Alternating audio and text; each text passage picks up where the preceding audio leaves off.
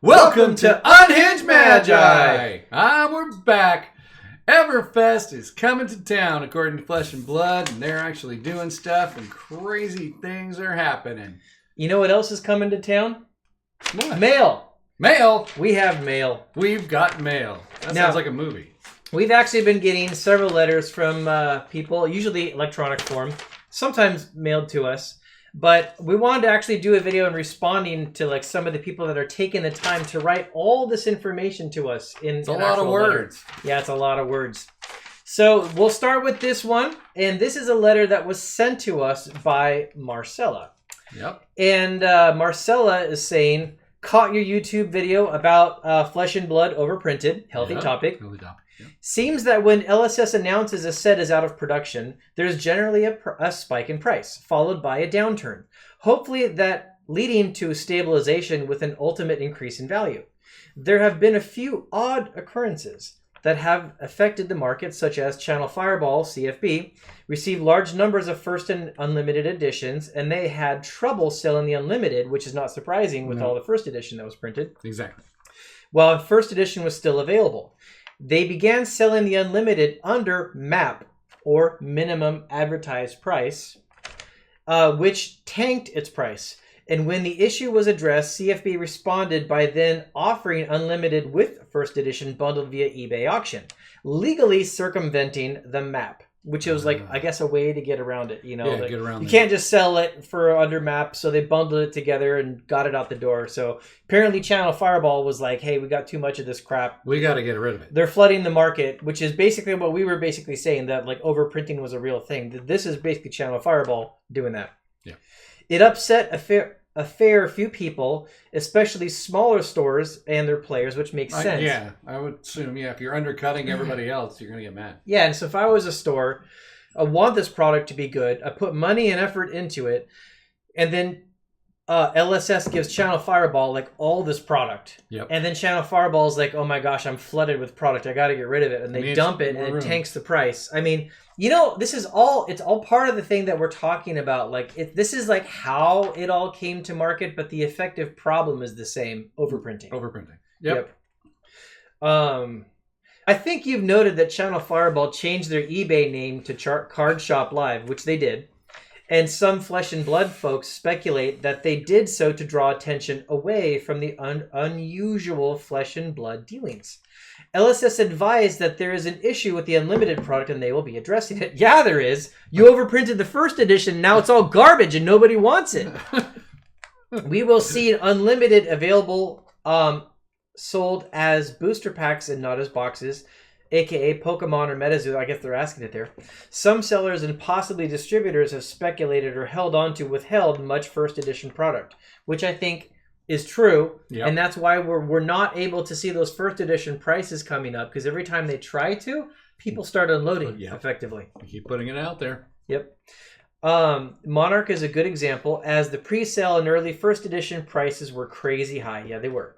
6 to 9 months later, there's a plug for Rudy, when the market begins to settle, two notable shops then suddenly started dropping huge numbers of Monarch First Edition, notably aforementioned Channel Fireball and Team Covenant. Suddenly there was a sizable amount of Monarch First Edition available, when Unlimited had already been well and truly released.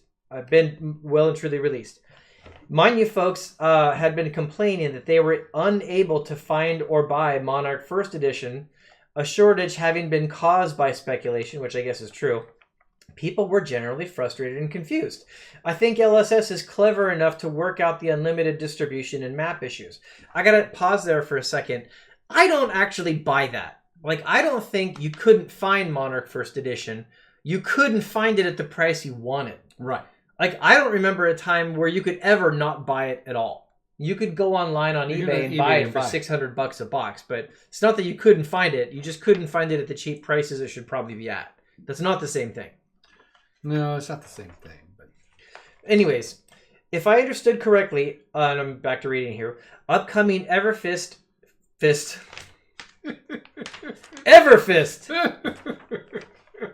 Okay, take two on that. If I understand correctly, upcoming Everfest has 30 new cold foils, which is cool. I believe this set may be potion heavy and possibly introduced an alchemist type hero. If you look closely at the spoiler images on the box, there are a blue potion bottle on the right hand side near the back, and it's distorted due to the angle. One of the cards spoiled for Everfest, Life of the Party, synergizes with the Crazy Brew card, which immediately spiked high in activity / price, and now has stabilized somewhat. I checked TCG Player on the very day Life of the Party was spoiled, and I lost track or count. Crazy Brew sales were going over 250. I couldn't have been more than halfway down the sales page. Due to the unusual fluctuations and availability or unavailability of the product, I tend to consider market reactions to announcements, spoilers, more than I normally would. It tells me that folks are watching, listening, and responding quickly. In other words, interested or excited. True. Cheers, my friend, Marcella. Okay, Yep. That was a great letter. It was. Thank you, Marcella. I appreciate the insight and the kind of the historical walkthrough. That was actually really detailed. Yeah, it was really detailed. And so definitely that's a representation of a highly knowledgeable watcher of our channel, paying attention and giving really good feedback, which is why I think something like that deserves to be actually read on the channel. Exactly. Although, like, I differ definitely on the availability aspect of it. I think it was always available. It just wasn't at a great price. But I think Marcella nailed it talking about how there was just a ton of it out there, but it was all speculators that came in and just removed it from the market.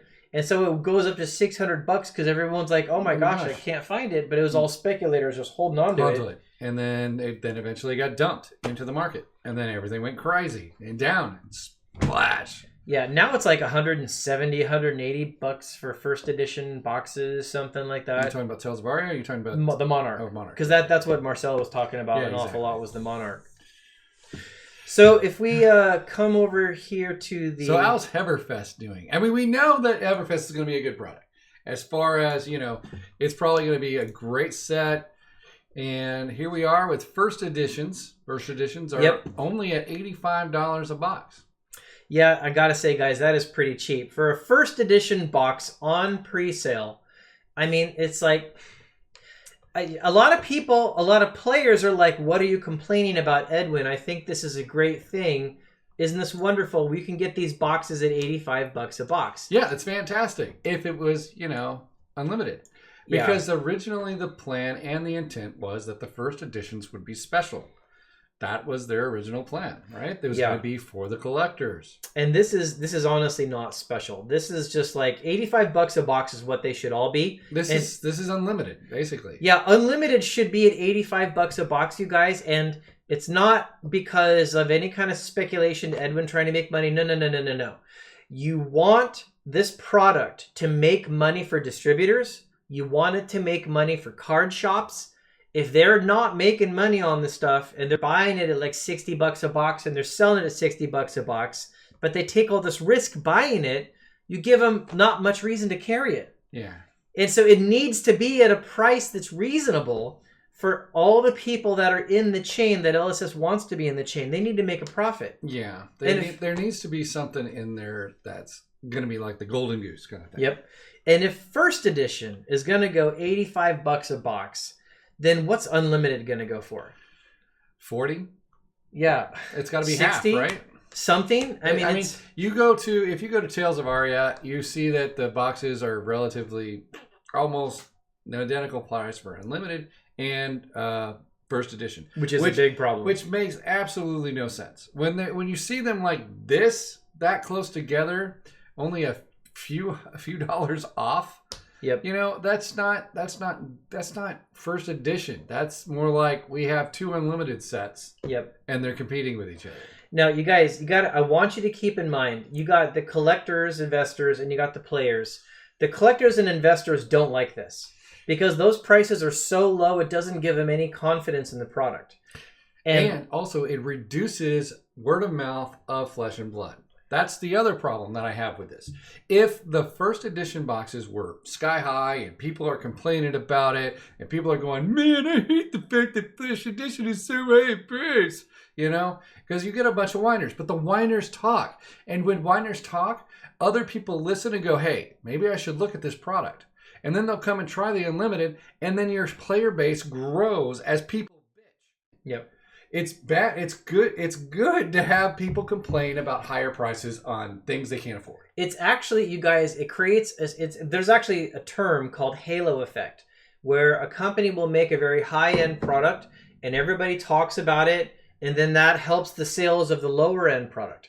Like Porsche creating their this 918 Spider, you know, the $1 million hybrid car that's super fast and just kicks butt. Yeah. There's not very many of them sold. They probably barely make any profit because of the development costs of it. But like when the 918 Spider goes out there and eats Ferrari or Lamborghini's lunch on a track, then all everyone's like, oh my gosh, the Porsches are great. And now they sell more 911s. They sell more Caymans. They sell more Boxsters. I mean, the lower end, cheaper Porsches are going to sell more because of that halo effect. And that's what we were talking about in the beginning of this product, that we were so excited because they had the investor side and they had the game pieces side so that everybody can actually have it at the exact same moment. It honestly was a beautiful plan, and they just screwed it up. It's just like, I don't know why they did that, but they did, and I don't understand it. Now, just as a reference in time, it's also interesting to look at. I'm going to shrink this down a bit. They have the Collector's Center. For anyone who doesn't know about Flesh and Blood, and the Collector's Center, this is to LSS's actual credit. They actually talk about the amount of printing that they've actually done for the individual sets. So if you come to the first set here, Welcome to Wrath, they come right out and they tell you there were 400,000 booster packs printed.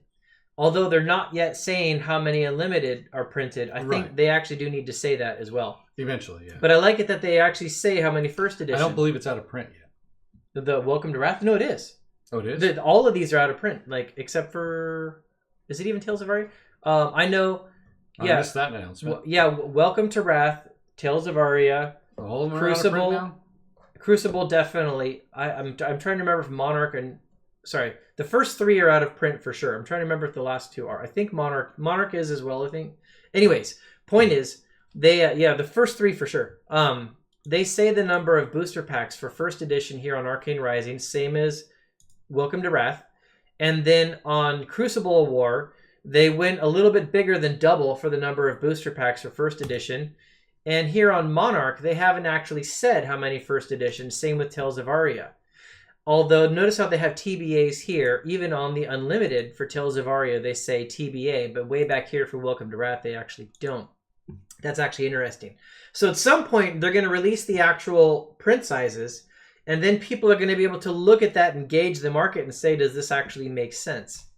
But what we do know is if you look over here, like for Monarch, this one, I think this is a big number when they actually release it because people saw the Monarch box prices just tank. There was way too much first edition. And if that comes out and that gets compared to Crucible, which is still like $800 a box for first edition, something like that, $700, $800 a box, Monarch is now down at like $170, $180 a box. Big difference. Well, if you find out that Monarch had the same number of Crucible for first edition, that's going to mean something very specific. Well, I think it's got to be way more. I would say it's got to be 1.8. Yeah, my feeling is that it's going to be double what Crucible was. And I think Tales of Aria is also going to be similar to Monarch, like maybe 1.8. Yeah. Yeah, something like that. 1.8 million booster packs, something like that. So anyways, it is a problem, and I thought her take was actually great. Yeah, exactly. But so my thing about them reducing the first editions, increasing the first edition supply is basically they had player growth. They had huge player growth, and now it's come to a standstill because nobody's talking about it. Yeah, right? Yeah. Look what it's done, you guys. I mean, we have very little growth now, and it's a fantastic freaking game. Yep. And so I was mentioning earlier that the collectors and investors don't like what's happening with these prices being low. The players think that they like this, but you guys, how much are you going to like it if Flesh and Blood goes out of business? And that is a possibility. I want all the players to hear this. If the distributors and the stores and everyone invested make no money on it, have no reason to carry it, they will stop which means that now the whole supply chain breaks down, Yeah. and the whole reason to create the game and sell it starts to go away. You want a healthy market. Well, it's not just a healthy market. You want player base to grow. Yeah, for sure. And I don't think the player base. If we go and we looked at it last time when we were on here. We were talking about it. We were looking at how many boxes we're actually selling, and it's a steady 1 or 2 every other day. Yeah, not this very low volume sales volume. So my thought is they needed that first edition, and people were talking about it. People go out, oh my gosh, I got to get the first edition right now because I know it's going to go up in value. And then you have the other players that can't afford those first editions, and they're going, oh man, I can't afford the first editions. And then the Unlimited comes out, and they get to buy their product, and they get their game pieces, and then they get to play.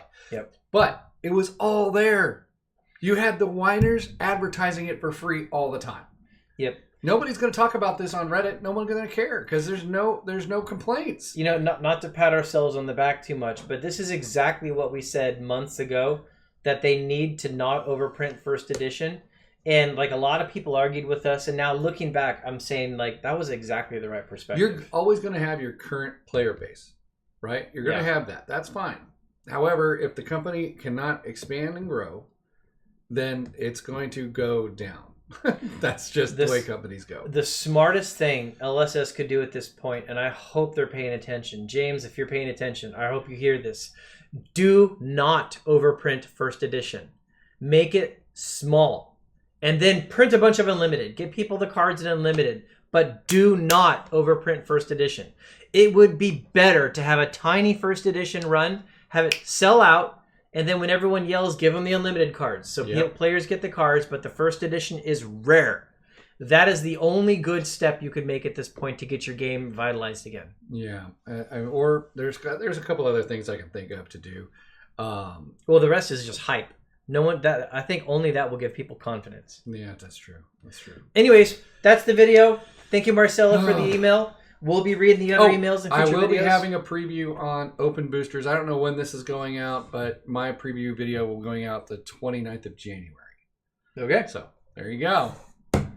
Okay. Thanks a lot, everybody. Thanks, guys. Bye.